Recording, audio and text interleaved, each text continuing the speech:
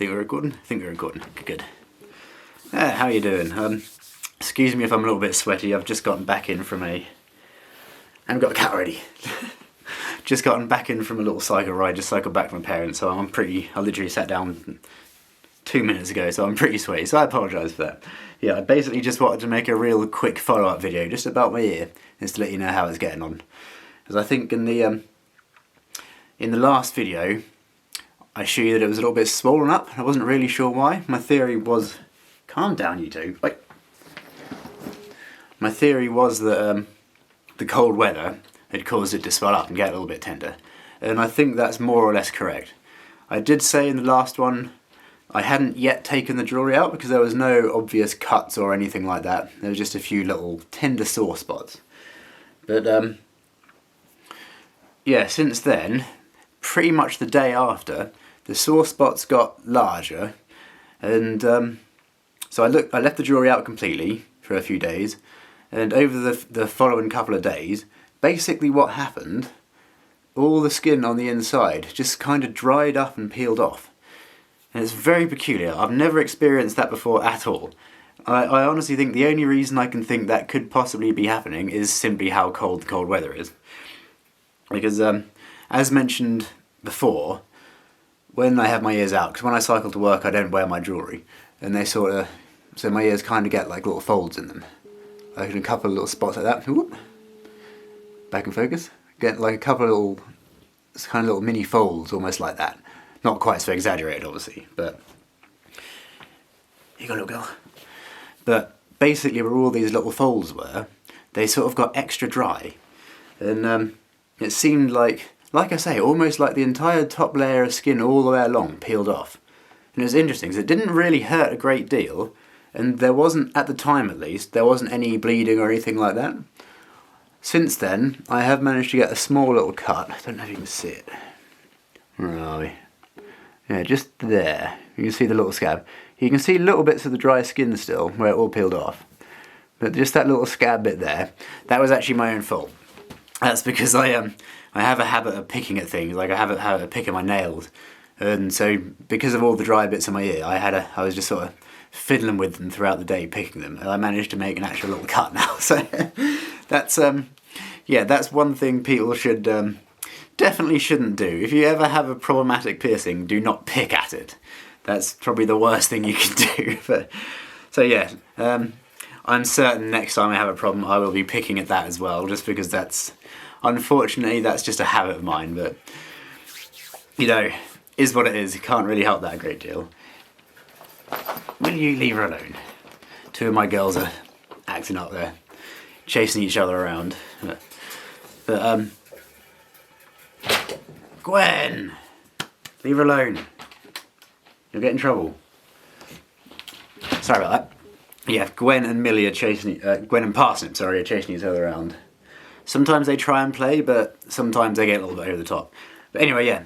So yeah, just a little reminder to people, don't pick piercings that are having problems. You will only make it worse. So yeah, at this point it's actually been empty, I think, for close to must be close to a week now, actually. I'm not really sure what day it is, to be honest. Yeah, it's actually Sunday today, so it must have been probably about 6 days that's actually been empty now. So, yeah, that's that. And a second little thing I wanted to mention about the same ear, I figured as the jewellery is out anyway, I would take the opportunity and stretch my conch again. So, right, just about there. So yeah, finally, first of all, it's nice to have holes in both rather than a solid and a hole in the side. Alright, somewhere there. But it's just because whenever I stretch my conches, I always take my lobe jewellery out anyway. Just because the weight of the jewellery jingling about and tugging my ears and stuff all the day as I wander around, that in itself actually aggravates my conches after a fresh stretch. So I figured I've got the jewellery out anyway, so let's just give it a go. And it's been at this size, they're now both at 17, so they're now both even again, which is also quite nice. But it's been at this size now for, I think this is the 3rd day in a row. It's still quite swollen and tender. And again, as I just mentioned, stop picking everything. But it's, Yeah, it's a little bit tender still. It's still quite swollen. I don't know how well you can see. It's fairly red. Although that's also partly just because, like I said, I've just come in from outside. And the cold air kind of makes my ears red anyway. But yeah, it's a little bit swollen and red. And but already I can tell it's actually going to be a successful stretch this time. I don't quite know how to explain it, but I guess it's just because I'm quite experienced with stretching conches and stretching in general, but I can always tell these days when one of my conch stretches is going to be successful or not. I believe this is the third time I've tried to get this one up to 17, and it just somehow feels different. It's not pleasant either way, regardless of whether it ends up being a successful stretch or I have to give up and downsize it. But yeah, I can tell already this is going to be an actual successful stretch, so I'm really pleased about that.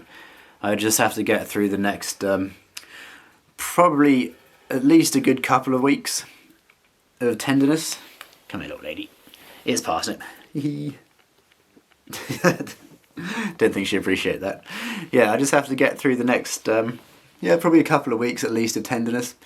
For anybody who's ever tried stretching conch piercings, you'll know they stay tender for quite a long time. If there's a single piercing I genuinely do not enjoy stretching, it is the conch piercings, just simply because of how long it takes to settle down. And yeah, it takes quite some time, and there's really nothing you can do. You just have to be patient. Again, as I've said, I'm sure I've said many times before, this whole stretching business, it is a game of patience. You have to be patient with it. You have to be able to tolerate some discomfort from time to time. You have to be able to deal with a few sleepless nights, because I can tell you the last 2 nights I have not slept particularly well thanks to this fellow right here. But yeah, overall so far I'm actually quite happy with how it's gone. Like I say, I'm 99% certain this will be the timer it actually holds. I wish I could explain exactly how it feels differently, but it just does. It's almost within a day or two I can pretty much always tell whether my conches are going to be successful or not. I guess that is just something that comes with attempting it 100 times. I don't think I've ever done a single stretch where it's gone straight up the first time. Well, that's a lie. When they're tiny, you know, sort of 16 gauge, that sort of size, those first few stretches, that was fine. But as they've gotten bigger, after they've got to these larger sizes, it's very, very rare. I don't at least have to try 2 or even 3 times to actually get them comfortably up to the next size. I've tried all sorts of random little things. I've tried different taping methods. I've tried using half sizes. I've tried all sorts of random little things over the time, and nothing seems to work. Nothing ever seems to make it any easier. It's just a case of getting on with it and hoping for the best, really. And yeah. So yeah, like I say, I'm just very happy that they are now both even, at least for a little while. Even if just because I now have this one up to 17, it probably means I will be ordering some larger jewellery relatively soon. So I've no doubt they will be uneven again quite soon. I'm hoping, with a bit of luck, by this time next year I might have both of them up to 19mm. I'm not certain that's going to happen. Again, half of that will be luck as much as anything if it does happen, because I think it's taken me a year and a half just to get this one from 16 to 17. So when everything goes swimmingly and there's no issues, I have stretched them 2 or even 3 times in a year previously. To be honest with you, I think these days twice a year, 6 months in between, is probably the minimum I would actually leave them. So if I am at 19 this time next year, it will be, like I say, more luck than anything. But yeah, so that was just a real quick update. And I actually wanted to make kind of a 2-part video, but I'm running a bit behind. It's nearly 5 o'clock already, and I want to go out for a run. And I'm just running out of time to get everything done today. So I did want to make another quick video, just as a little follow-up video to the previous one, where I asked where I asked what people can actually consider modification. And I got some really interesting answers, and that's why I enjoy asking questions like that on open platforms like this. I enjoy hearing what other people have to say and what other people's opinions are about these things.